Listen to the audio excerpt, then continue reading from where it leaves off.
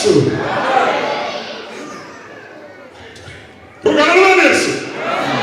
I'm going to repeat channel. Don't have to move for that for him back.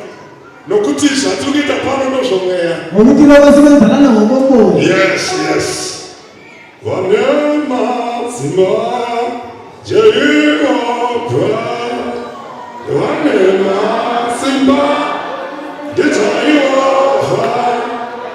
Wanema simba, Wanema simba,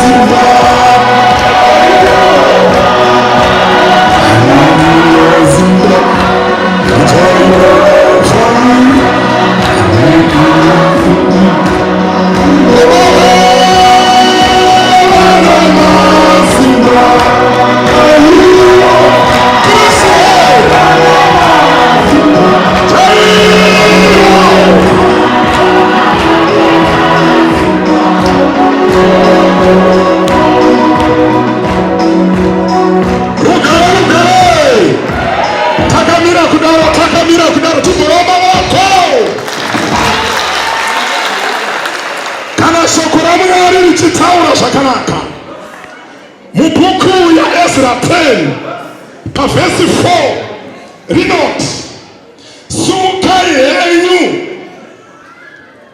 Abano kuti imintimi munebasa Uye isuti chakufikirai Kureva kuti Mwana wamwe paka tupedu Professor Ndanga Umuntu wangulungulu Professor Ndanga Tinowa pambula yabo Timupa iskatiza Nokuti za kurewa pa Ezra 10 before President Sumukai mubile nebasa hivi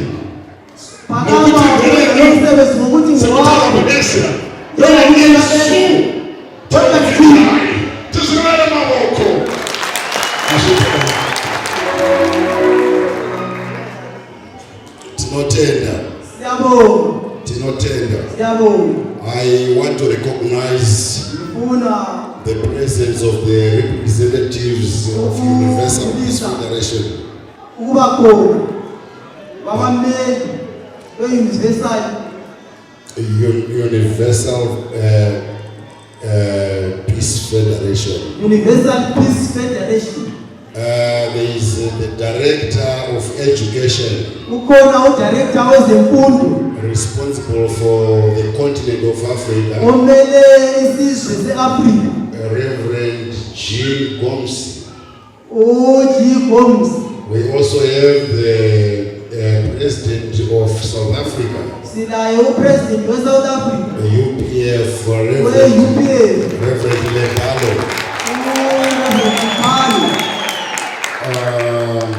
We also have the Secretary General of Inkululeko Yesizwe. They are very special guests amongst us. I'm sure this Vice Chancellor of the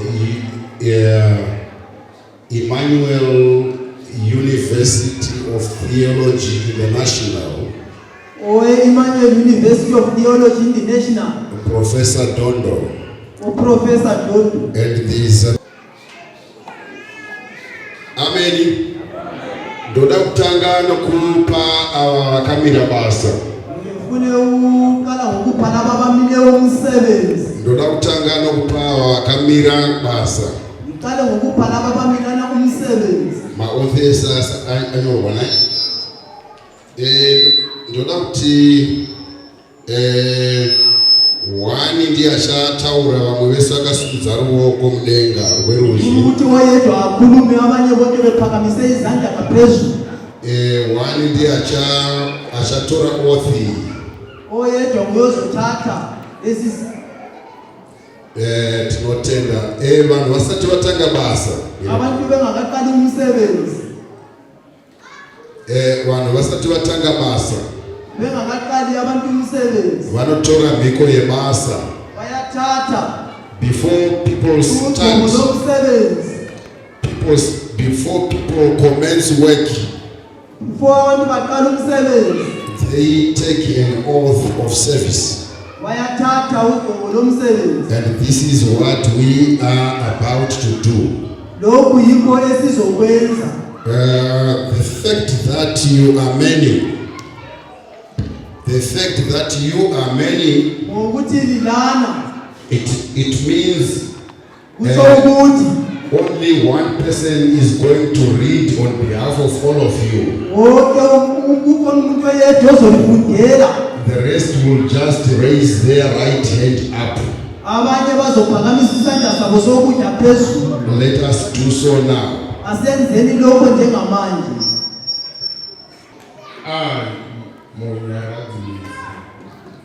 ID number. Mimi mnenge mchitela. Iyo ntoa mnyarazi. Mimi moti ini. Motaura sareni. Munyarazi Mezi. ID number 05075989D05. I accept my appointment to serve on the board of ACCZ Gauteng Province. I pledge to do my duties with diligence and honesty. I shall never do or act in any manner or whatsoever contrary to the master vision, objects, and founding principles of the ACCZ. Signed and sealed on this day of the 6th of June. Now, vakusaina vese. Manje sebesayina bonke. Pepa rino riri kutini. Iphepha leli lithi mina. Munhu otaura zita rake ranyora papepa iri. Uyakhuluma igama lakazo belibhale kuleli phepha. Oti ndinogamuchira kusarudzwa kwandaitwa. Ethi ngiyamukela ukukhethwa engikwenziweyo. Kuti ndishande mudare re-ACCZ. Ukuthi ngisebenze enhlanganweni ye-ACCZ. Re-Gauteng Province. Ku-Gauteng Province. Ndinophika kuti ndichaita basa rangu. Ngiyafunga ukuthi ngizwenza umsebenzi wami. Nekutendeka kwese. Ngokuthembeka konke. Nekuzvipira. Nokuzinikela. Uye handisi kuzoita chimwe chinhu chakaipa. Ukuthi angisoze ngenzewo into embi. Chero nenzira ipi zvayo. Loba ngayiphinde. Chinopesana nemaster vision muono mukuru. Ephambana. Uhlelo olukhona. Wakaita kuti ACCZ ivepo. Ukuthi ACCZ nezvinangwa zve-ACCZ. Injongo ye-ACCZ. Nema-founding principles e-ACCZ. Nema-founding principles e-ACCZ. Ndakusaina panapa ndiri provincial member. Sengisaina lana ngimele i-province. Saka vanhu vose ava vanofanira kuchisaina. Abantu bonke laba bafanele ukuthi basayine. Tinotenda. Siyabonga. Isai maoko pasi. Ndochiti ini Johannes Ndanga. Sengisithi mina Ndanga. President we-Apostolic Christian Council of Zimbabwe. President we-Apostolic Council of Zimbabwe. Zviri pamutemo. Kusemthethweni. Ndiri kugadzava vose ava vakamira pamberi pedu. Nabagcoba bonke laba bame ngaphambili. Kuti vasimudze basa re-ACCZ. Ukuthi baphakamise umsebenzi we-ACCZ. Vabatanidze machechi e-ACCZ. Babambanise inkonzo ze-ACCZ. Vaise mweya wakanaka mu-ACCZ. Bafake umoya omuhle phakathi kwe-ACCZ. vari muno mudunhu reGauteng province muRepublic of South Africa. Ndinovagadza muzuva ranhasi musi wa6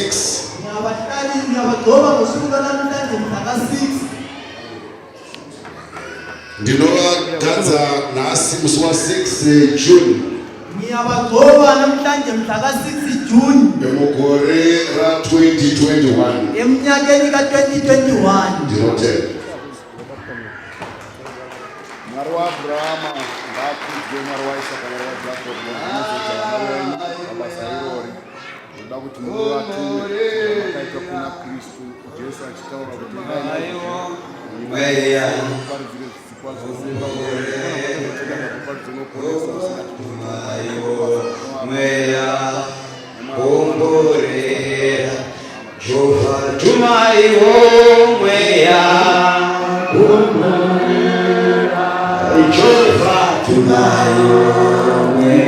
Jehova omborera Jehova tumaiwo mweya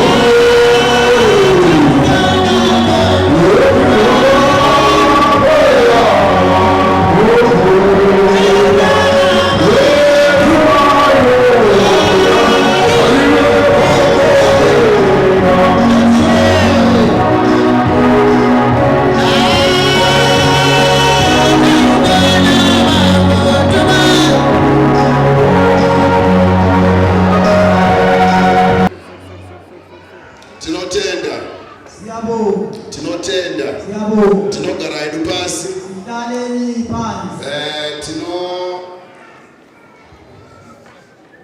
tinoda kukoshesa baba wedu ari kudenga. Sifuna ukudumisa baba wethu emazulwini. Tinoda kukoshesa. Uye sifuna ukudumisa. Ndivo vatiri kuitira izvi. Uye osenzele lokho. Zvataita pano izvi taitira baba vedu vekundenga. Sikwenzela baba wethu emazulwini. Ameni. Tinotenda. Siyabonga. Saka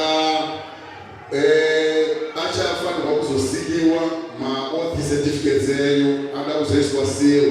Afanele kusilwa ma-certificate wenyu. But iye zvino ogaoma manje tine dambudziko rakawira pasi panapa. Sinohlupho olwele phansi lana. Kunyanya muAfrica. Kakhulu eAfrika. Takarisikirwa nemumwe muparidzi weshoko raMwari. Silahlekelwe ngomunye umshumayeli wevangeli.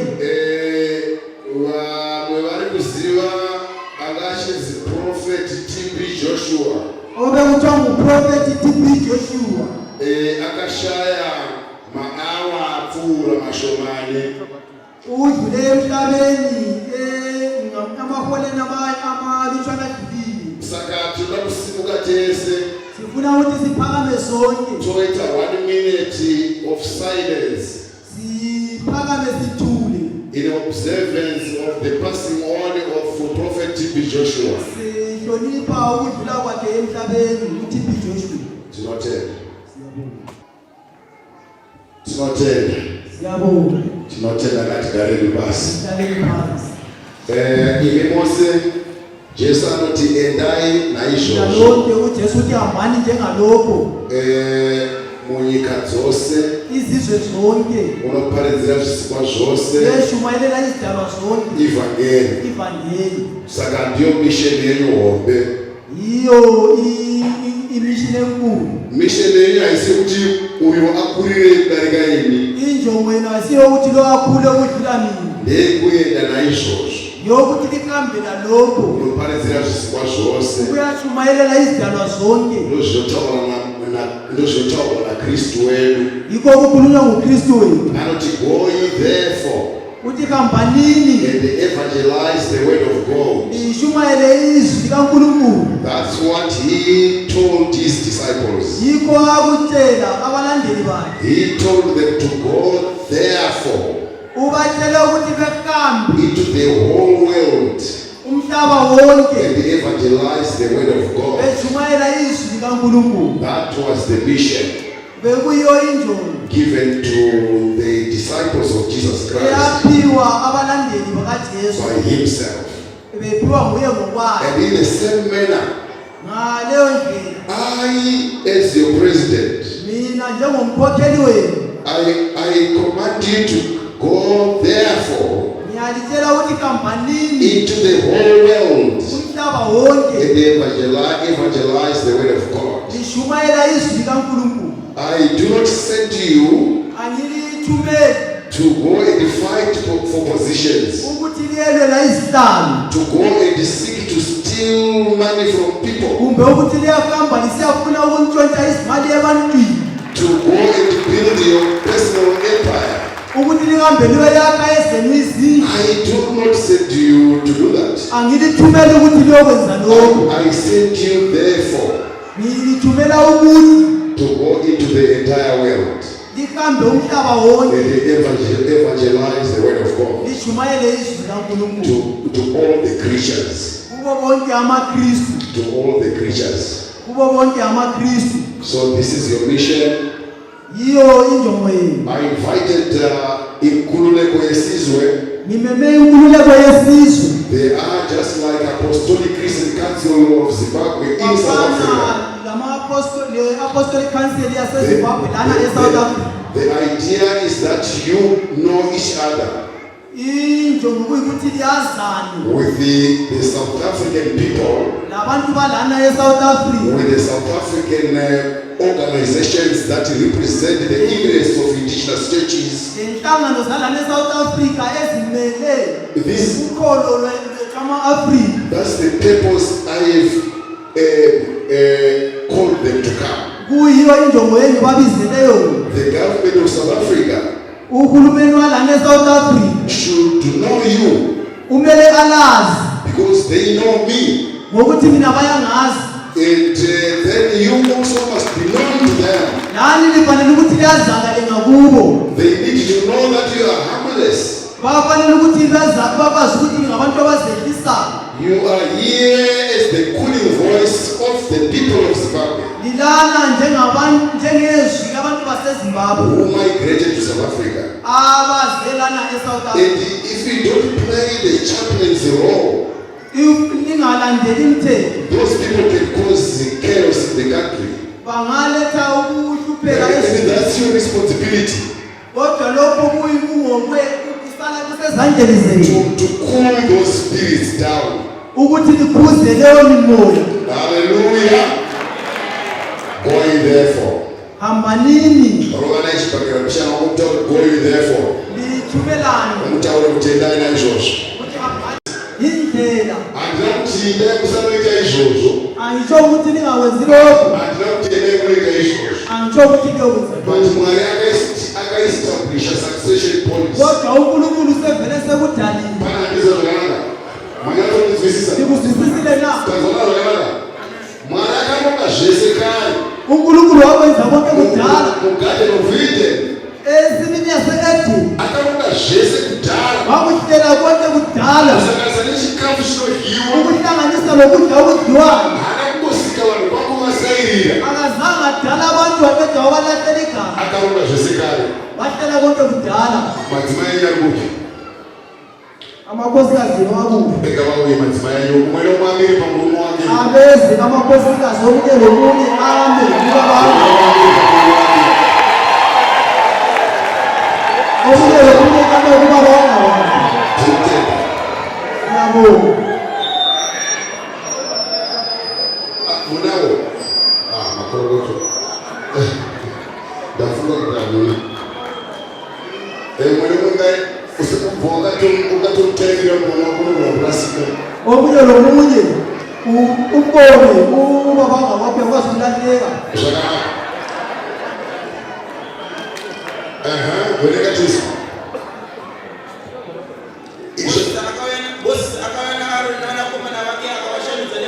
Bukurati izvi ndizvo zvakarayirwa Jehovha wenzwanayo ukuthi ukuthi siwenze. Hazi izvi akaudza ungano kuti izvi ndozvakarayirwa Jehovha ukuthi kwenziwe. vari kuzvizisa vakasimudza maoko Abazwisisa baphakamisa izandla. kureva kuti kana tisina kuita izvi Kusithi ukuthi masingasawenzanga lokho takatopesana futi najehovha sesiphambana ukuthi loNkulunkulu. kana tapesana najehovha Mase siphambana loNkulunkulu. munyika macho futi unenge usingazikanwi Ezweni lakwena futhi yakungaziwe. asi zvakamapuwa chituro manje Kodwa lo njengamanje mase uKristu waakuzikanwa sewusaziwa. waakuzikanwa Sewusaziwa.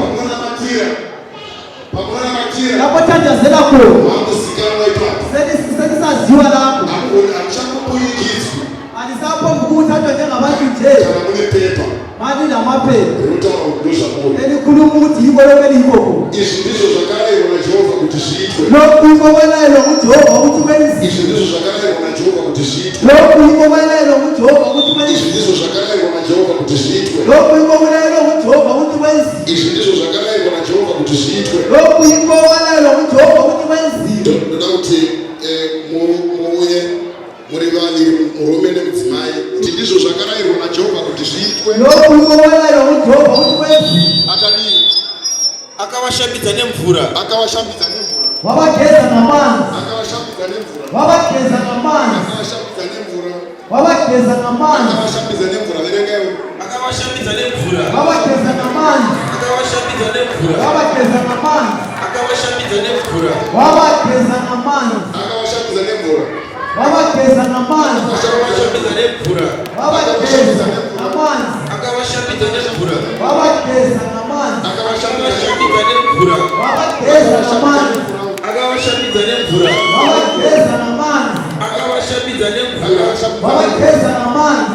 akavashambidza nemvura Wabageza namanzi. akavashambidza nemvura Wabageza namanzi. akavashambidza nemvura Wabageza namanzi. wakavashambidza nemvura Wabageza namanzi. wakavashambidza nemvura Wabageza namanzi. wakavashambidza nemvura Wabageza namanzi. wakavashambidza nemvura Wabageza namanzi. wakavashambidza nemvura Wabageza namanzi. wakavashambidza nemvura Wabageza namanzi. wakavashambidza nemvura akamufukidza nguo Wamugolisa ingubo. akamuisa efodi effort ndo priestly authority amen effort ndo priestly authority Amandla. chinokupa simba Okukupa amandla. amen wazofana kuone simba Ufanele kuba namandla. wazota simba rechiratidzo zvokuti ndiwe Isibonakaliso sokuthi nguwe. tinoda kuti tive nenguo dzinoratidza kuti tisu Kumele ukuthi sibe nengubo ezibonisa ukuthi yithi. verenga nekumusunga chiuno nebhadhi reefodi furupfuurira mberi kurisa rakarukwa neuchenjeri verenga nokurisungira kwaari naro akamuisa mugodo yechifuva verenga pfuura ndo pamafuta akaisa ngowani pamusoro wake pfuurira mberi rambosverenga ngendako akaisa ngowani pamusoro wake Wabageza pengowani nechemberi akaisa wendefa rendarama chokorona tsvene zvakanga zvarayirwa namozisi najehovha verenga zvino mozisi akatora mafuta akatora akazodza mafuta nawo akazodza tabhenekari nezvose zvakanga zviripo akatora mafuta akazodza tabhenakeri nezvose zvakanga zviripo akazvitsaura akazodza tabhenekari nomwe baatari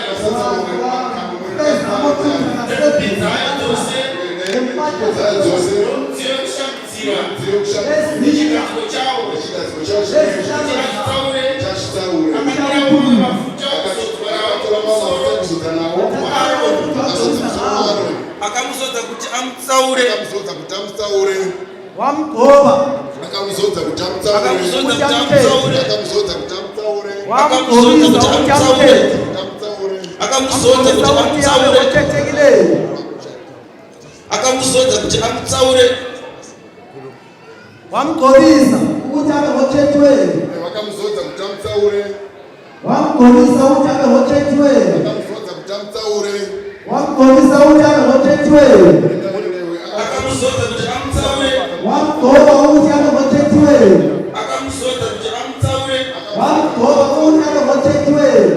kuti amutsaure wamgobisa ukuthi abe ngothethweni akamuzodza kuti amutsaure wamgoba ukuthi abe ngothethweni akamuzodza kuti amutsaure wamgoba ukuthi abe ngothethweni akamuzodza kuti amutsaure wamgoba ukuthi abe ngothethweni akamuzodza kuti amutsaure wamgoba ukuthi abe ngothethweni akamuzodza kuti amutsaure wamgoba ukuthi abe ngothethweni akamuzodza kuti amutsaure wamgoba ukuthi abe ngothethweni akamuzodza kuti amutsaure Krista mkuru mwene mumwe kulo kune lo muntu watorwa ukawana wathethwa kusuka ebantwini unogarwa nokurapa vanhu pazvinhu zvamwari uprista mumwene umprista omunye lomunye anotorwa kubva kuvanhu uthethwa ebantwini wogadzwa pazvinhu zvamwari estaniswe entweni zikankulunkulu kuti abayire zvipo nezvibayiro pamusoro ukuthi pezvinhu atabele izinto etaioseezimozulu tiri kubatana zvakanaka kuti muprista mukuru ukuthi umprista omkhulu omunye lomunye anotorwa kubva kuvanhu uthethwa esuka ebantwini ogadzwa estaniswe kana vanhu vachitenda mawantu bevuswa pazvinhu zvamwari entweni zikankulunkulu anotorwa kubva kuvanhu uyathethwa ebantwini gadzwa estaniswe hazvigadzi kazidalisi haerekane ave kazidalisi tichitezere anotorwa kubva kuvanhu uthethwa ogadzwa esuka ebantwini estaniswe unogadzwa athethwa esuka ebantwini estaniswe hazvigadzi ayo akazidalisi yena ngokwakhe anozvigadza kaprista katukutuku uyazidalisela umprista omncane toka anozvigadza yikho ukuzidalisa umprista omncane umuprista omnani umprista lo omncane ameni tadzwana zvakanaka vaprista ngavasimudze maoko kana vazvinzwisisa abaprista kabaphakamisizana babezizwini kuti kana ukazvigadza ukuthi bangazidalisi hausi mukuru awube mkhulu hakuna muprista mukuru anozvigadza akuna mprista omkhulu ezigcobayo muprista mukuru anotorwa kubva kuvanhu umprista omkhulu uthethwa ebantwini gadzwa edozwe kana vanhu vati ndizvo mabantu bevumile ukuthi yikho vavatorwa kubva kuvanhu lapho lithethwe lisuka ebantwini vana venyu vatevera abantwana bebalandelisi zvosimbisa kuti kadzi wavo bezokuqinisa ukuthi gcotshwa nini zvakuita kuti musho vaprista vakuru sokwenza ukuthi ngabaprista abakhulu zvino pane umwe mukadzi wachingova ega kukhona omunye osegcotshwe eyedwa angozvivapira sevanhu ezabhela begcotshwe ngamzo hakuna kana atevera kuzokorokotedza akekho olandelileyo uzokuphakamisa umuntu panokutariswa ipapo kuti panomira sei kufuna ukubhekisiswa khona lapho ukuthi kuma kanjani imwe bhuku inoti ukuru hwamambo enye incwadithi ubukhulu benkosi hunoonekwa nekuwanda kwavanhu bubonakala ngobuningi babantu ukuru hwamambo ubukhulu benkosi hunoonekwa nekuwanda kwavanhu bubonakala ngobuningi babantu kana pasina vanhu kusithi ukuthi babe ngekho abantu hapana mkuru akekho mkhulu iye maikoko hapana amanga lawo akuna bukhulu kunginabo muprista mukuru umwe nomumwe umprista omkhulu omunye lomunye unotorwa kubva kuvanhu uthethwa esuka ebantwini gadzwa vanhu vachida egcotshwe abantu bethanda pazvinhu zvamwari entweni zikankulunkulu ugari wamuri tinotenda pedzisa bhuku yako tunhamba iye unogona kunzwira tsitsi avo vasingazivi nevakatsauka anofanira kunge ane tsitsi ufanele ukuthi abe nozvelo nokuti naivo